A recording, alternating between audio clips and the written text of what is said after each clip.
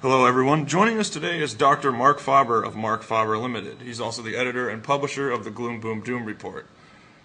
Dr. Faber, thanks for taking time out of your very busy schedule to talk with us. Let's start out with My China. pleasure. Marc, what is your outlook for China over the next several quarters? According to the Chinese government, the economy is growing there, yet they still needed stimulus packages and they have an unemployment problem.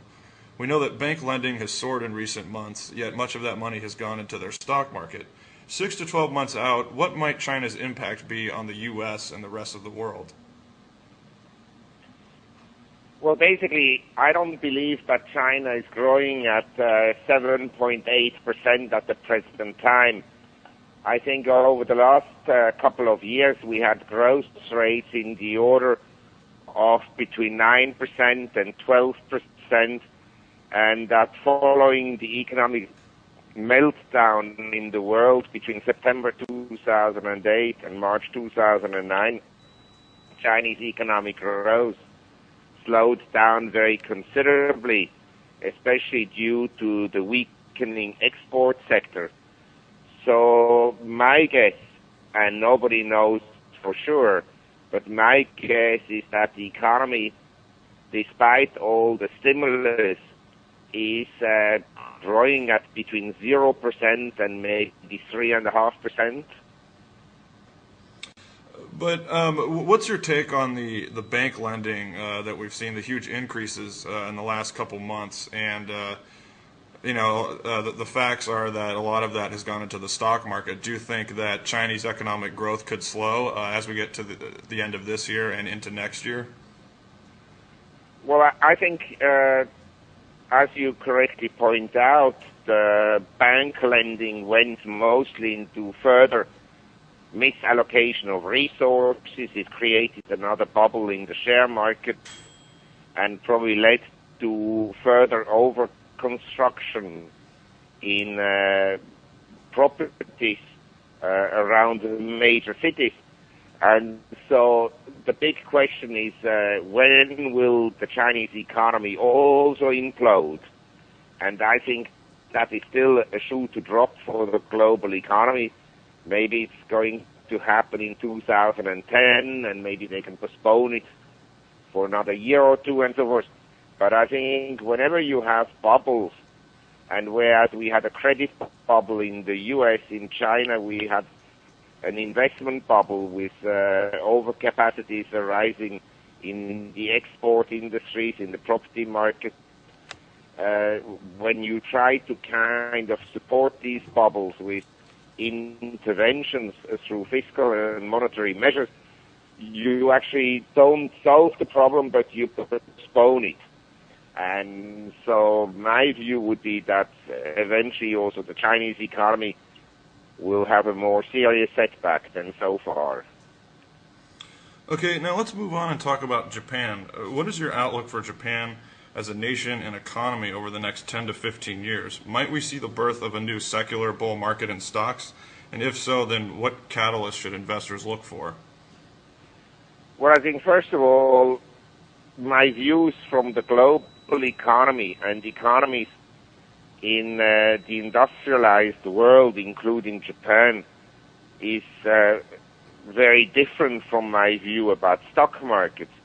My view is that the economy globally will remain weak. Maybe we have a period of recovery that lasts 6 to 9 months because of all the stimulus packages, and then the economies weaken again.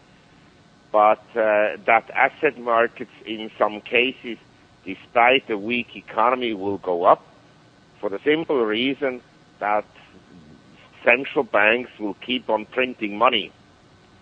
And in the case of Japan, I would add that when the market bottomed out in March 2009, we were at the 30 years low, basically. We were at the same level than we were in 1981. So let's say if you took the S&P down to that level, we would be at 120. So we had in Japan a secular bear market. In other words, we peaked out in 89, And from 89 we went down, whereby we had several rallies of over 40% during that period of time. And finally we bottomed out in 2009. And in my view, this is a major low.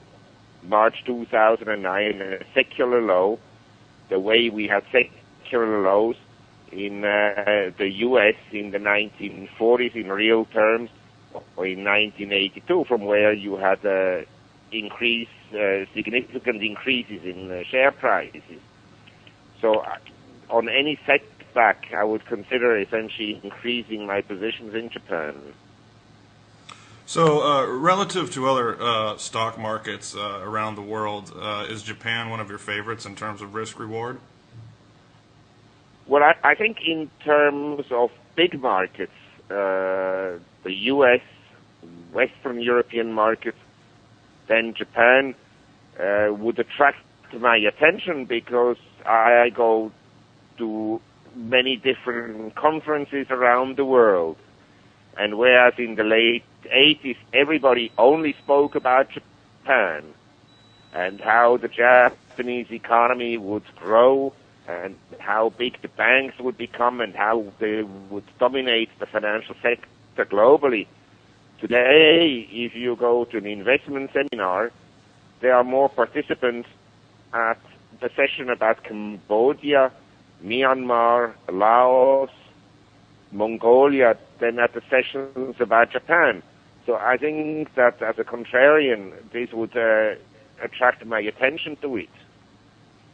Now, you actually, I think, may have partially answered my next question, which I want to know, what emerging economies do you favor in terms of speculation? In other words, everybody's hearing about the BRIC countries. Can you mention some other smaller countries that long-term speculators should keep an eye on? Well, I mean, depends a little bit how you define emerging economies. I think here in Asia, I still like, essentially, from a longer-term perspective, Singapore, whereby it's an advanced economy today, and I still like Thailand for the simple reason that valuations in Thailand, and I'm not saying that the country doesn't have some problems, but the valuations are relatively low, and the dividend yields in both Singapore and in Thailand are relatively high. So at least you get paid to wait. Now, let's move on and talk about gold and inflation. And first on inflation, Marc, can you educate us as to why, when inflation returns in the USA, why it's likely to be much higher than the consensus and very difficult to control?